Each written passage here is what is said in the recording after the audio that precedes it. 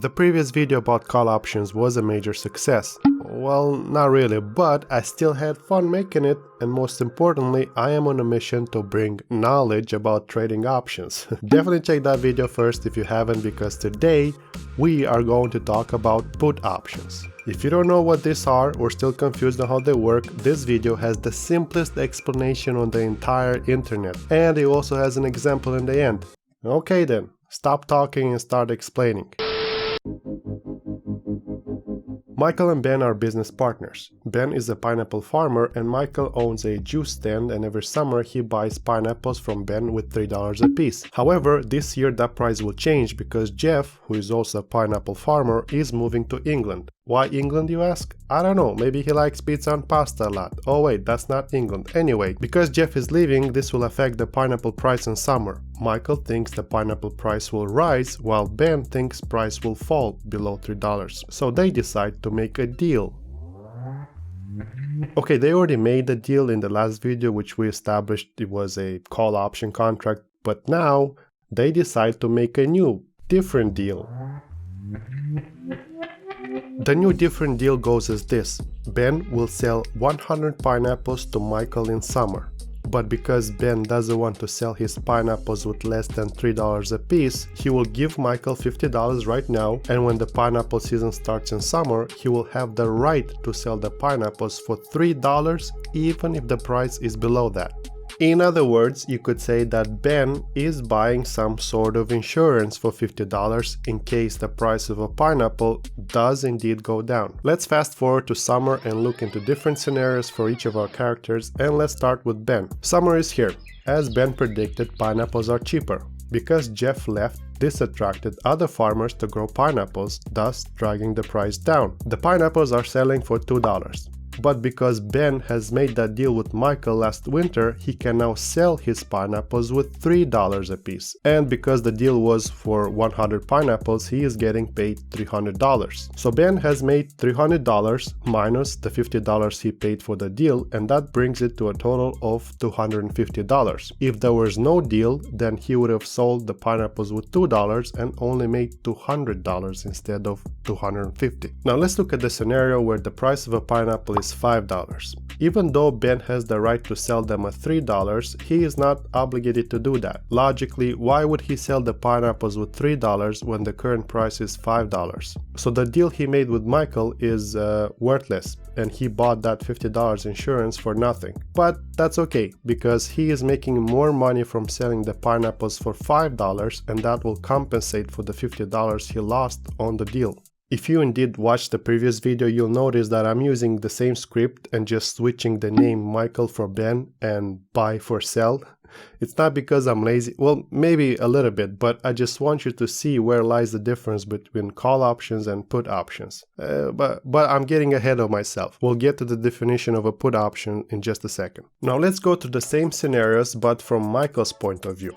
Summer is here, right? The pineapples are $2, but because he and Ben have that deal, he is obligated to buy the pineapples with $3. What Michael does from this point is totally up to him. He could resell them at a loss or wait for the price to rise back up, but he must keep in mind that even though he paid $3 per pineapple, and that's $300 for the 100 pineapples, he also got $50 from Ben when they made the deal. Thus, he only paid $250. Or in other words, he paid $2.50 per pineapple. It's interesting because he bought them at $3, but if he sells them at $2.50, he breaks even.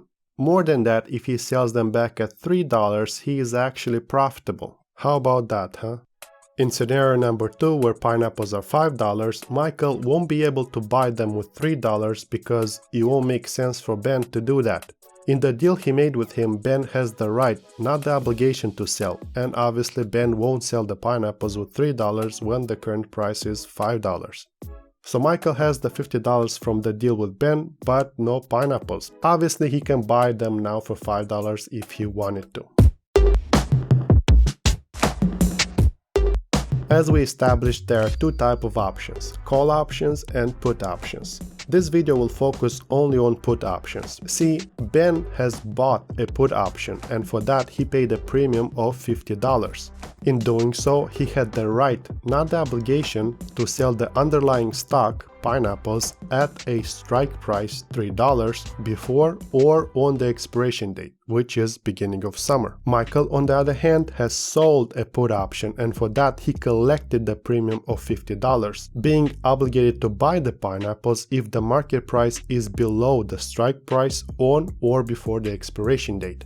And by the way, what Michael has done here is Warren Buffett's favorite strategy. If you want to make money with options, you have to be Michael. You need to sell puts and collect premiums. Obviously, do this with a stock that you don't mind owning, because if the price does drop, you will be obligated to buy the shares of that stock.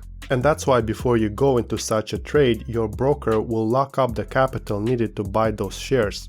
And this will be referred as selling a cash secure put. It means you already have the money to cover this transaction. You won't be able to use this money now because the broker will keep it as collateral until the expiration date or until you close that position. I actually made a video on how to exit options, but let's not overcomplicate ourselves and keep away from that. Let's keep it simple and sell a cash secure put on Robinhood. What do you say?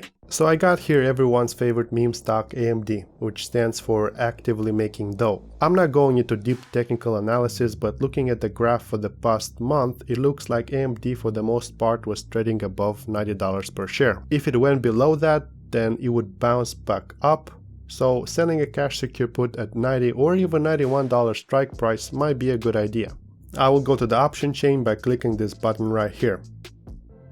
These are the options expiring on January 15, which is a week from now. Obviously, you can choose a different date if you would like. For the most common stocks, there is an expiration date every Friday, but we'll sell our put at this expiration date. Make sure you're on the put tab as well as sell tab, and let's look at the $90 strike price. We will collect $98 in premium. I forgot to mention this part, but for every option you either buy or sell, you are trading 100 shares of the underlying stock. So here we are getting 98 cents per share, and since we want to sell one option, this will be multiplied by 100, making it $98. Actually, I have confidence that AMD will not trade below $91 by January 15, so I think I will choose this strike price instead of 90, giving us a premium of $125. So I will add this to our order ticket, click continue. I want to trade one option contract, which is 100 shares.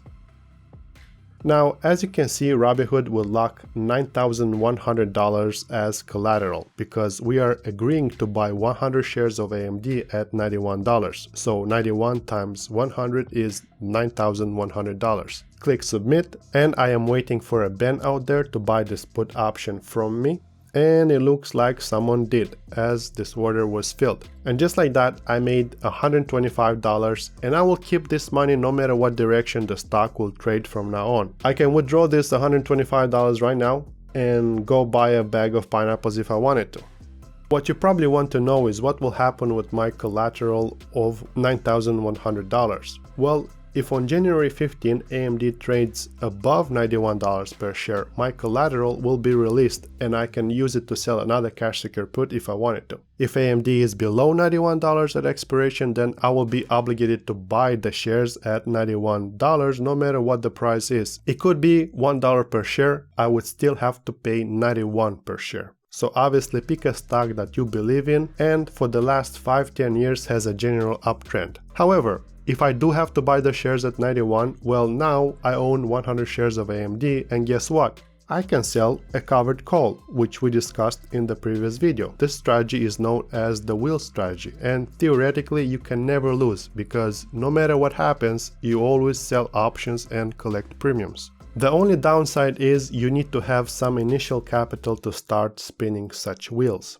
Obviously, do more research. I'm just giving you a general idea on how options work. I'm not a financial advisor. I'm just a dude who likes pineapples. With that being said, go make those pineapple money.